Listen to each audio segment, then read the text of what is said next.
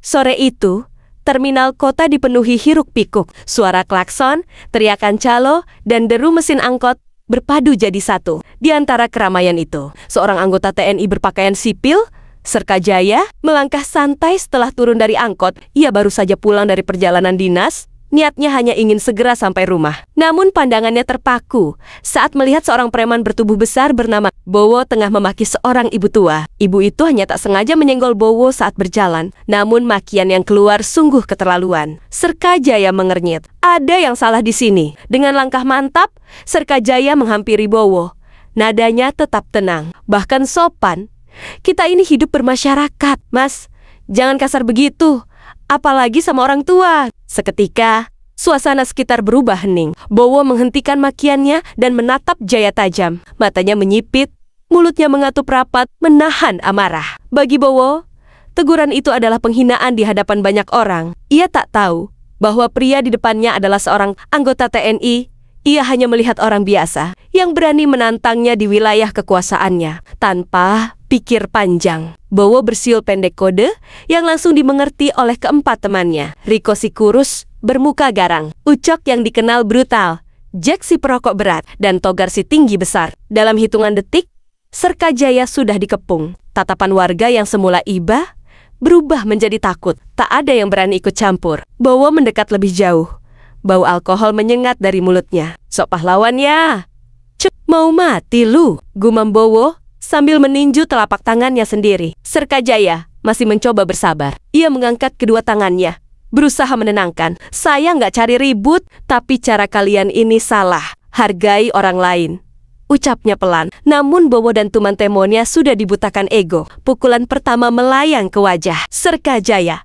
Hantaman keras itu diikuti tendangan dari arah samping yang membuatnya terhuyung jatuh ke aspal. Tanpa ampun, 5 preman itu mengeroyoknya. Pukulan, tendangan, bahkan hantaman benda tumpul menghujani tubuhnya. Warga sekitar hanya bisa menyaksikan dengan wajah ngeri. Beberapa ada yang merekam, namun tak satu pun berani menolong. Serkajaya terkapar, wajahnya berlumuran darah, tubuhnya gemetar menahan sakit. Bowo dan kawan-kawan tertawa puas, meninggalkan tubuh ringkih itu di tengah terminal yang kembali hiruk-pikuk. Seolah tak terjadi apa-apa. Sementara di sudut matanya yang sembab, Serkajaya masih menatap langit senjaya tahu besok pagi keadilan akan datang.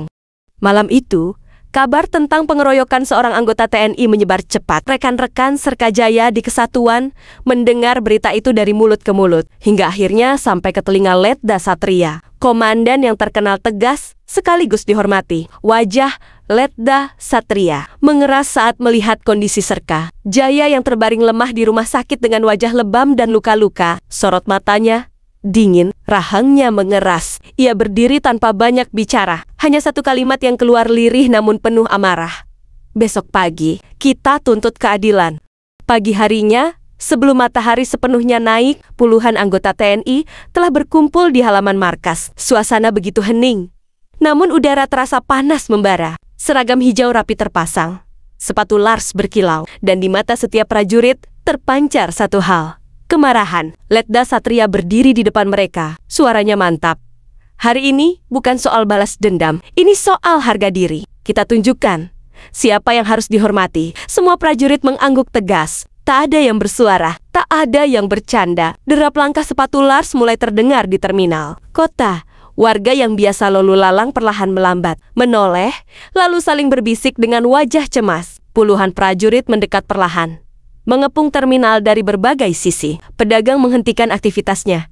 Sopir angkot saling pandang. Sesuatu yang besar akan terjadi, dan semua bisa merasakannya di udara. Terminal yang biasanya ramai tiba-tiba berubah mencekam. Di sebuah warung kecil di sudut terminal, Bowo dan keempat temannya masih santai. Mereka duduk sambil bercanda, menenggak kopi dan rokok, merasa bahwa kejadian kemarin hanyalah lelucon belaka. Mereka tak tahu, dari kejauhan, mata-mata tajam sudah mengunci posisi mereka. Suasana yang semula santai berubah ketika mereka mendengar langkah sepatu berat mendekat. Bowo merasakan udara berubah dingin, lehernya merinding. Letda Satria berdiri beberapa meter di depan warung. Matanya menatap tajam ke arah Bowo dan kawan-kawan. Ia mengangkat tangannya pelan, memberi isyarat. Para prajurit langsung membentuk formasi, mengepung.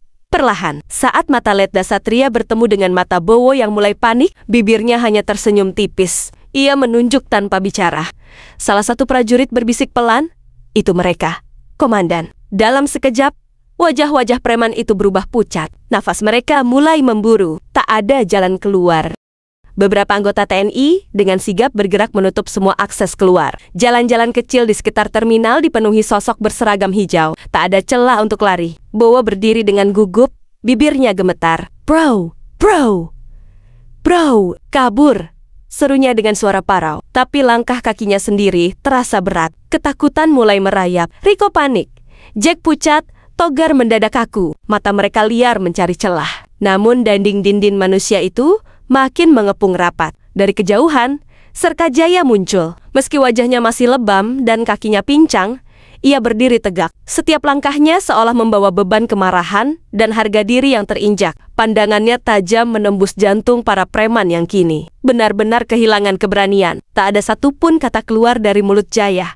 Tatapannya sudah cukup bicara. Inilah saatnya kebenaran bicara dengan caranya sendiri. Perkelahian pun pecah dalam sekejap. Bowo mencoba melancarkan pukulan, namun refleks seorang prajurit jauh di atas rata-rata. Tangannya ditangkap, dipelintir, lalu tubuhnya dihantam ke tanah. Riko mencoba melarikan diri, tapi dua anggota TNI lebih cepat kaki. Riko ditendang hingga terjatuh. Wajahnya menghantam meja warung. Jack dan Togar tak lebih baik dihajar dengan teknik bersih dan presisi. Ucok yang paling brutal saat mengeroyok Jaya, kini menjerit saat kuncian tangan menghantam bahunya. Setiap perlawanan dari para preman itu sia-sia. Mereka tak punya teknik, tak punya kekuatan. Hanya ada kepanikan yang membabi buta. Berakhir dengan terjangan demi terjangan telak. Bowo menjerit, tubuhnya dipiting dari belakang. Ucok terjatuh dengan hidung berdarah. Suara benturan, ringkikan sakit, dan teriakan ngeri memenuhi udara. Warga sekitar hanya berani menyaksikan dari kejauhan. Sebagian bahkan mematikan ponsel mereka, takut merekam sesuatu yang bisa membahayakan. Satu persatu,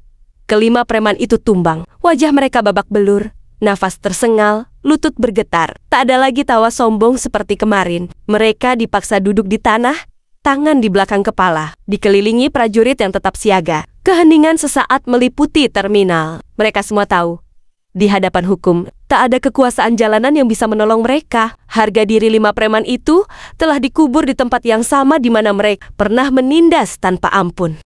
Letda Satria tetap berdiri tegap di tengah kerumunan. Matanya tajam, tetapi sorotnya tetap tenang. Dengan satu isyarat tangan, ia memerintahkan pasukannya untuk berhenti. Cukup. Ucapnya tegas, namun datar. Kita bukan preman, kita prajurit. Tahu batas. Suara itu menembus keheningan. Dan semua anggota TNI menghentikan serangan. Para preman yang sudah lunglai di tanah hanya bisa terengah-engah. Wajah mereka lebam. Tubuh gemetar ketakutan. Satria mendekat perlahan. Menatap Bowo dalam-dalam. Kalian akan dapat balasan yang lebih pantas melalui hukum. Tak lama kemudian, mobil patroli kepolisian tiba. Bribka Andi turun dengan wajah serius. Ia sudah mendengar kabar tentang kejadian ini sejak malam tadi. Melihat kelima preman itu, tergeletak babak belur. Andi hanya menghela napas panjang. Tanpa banyak bicara, para preman digiring satu persatu ke dalam mobil polisi. Warga yang menyaksikan adegan itu hanya bisa terdiam. Tak ada yang berani bertepuk tangan, tapi di dalam hati mereka ada rasa lega. Serkajaya berdiri tak jauh dari Letda Satria. Tubuhnya masih lemah, jalannya tertatih. Namun ia memaksakan diri untuk berdiri tegak. Ia memberi hormat pelan kepada komandannya. Matanya memancarkan rasa terima kasih yang dalam. Letda Satria membalas hormatnya, lalu menepuk pundaknya lembut. Kamu bagian dari kami. Tak akan kami biarkan kau terluka sendirian, bisiknya. Senyum tipis terbit di wajah Jaya yang masih lebam. Terminal kota perlahan kembali berdenyut. Suara mesin angkot kembali terdengar. Pedagang mulai membereskan lapaknya, dan warga yang tadi berkerumun berangsur-angsur bubar. Meski begitu, ada jejak peristiwa yang tak mudah hilang. Ketegangan masih terasa di udara. Terminal itu, yang kemarin jadi tempat tawa para preman, kini jadi saksi bisu bahwa Keswanang-Wenonggen ada batasnya. Hukum dan kehormatan tak bisa diinjak seenaknya. Kabar tentang pengepungan itu menyebar cepat dari warung kopi ke media sosial. Semua membicarakan keberanian Serkajaya dan ketegasan pasukannya. Terminal kota tak lagi sama. Preman-preman lain yang dulu merasa berkuasa kini menunduk diam. Masyarakat mulai berani berjalan tanpa takut. Di sudut senja yang temaram, Serkajaya menatap langit. Tahu betul bahwa keadilan meski kadang lambat, pasti datang bagi siapa saja yang berani melawan ketidakadilan.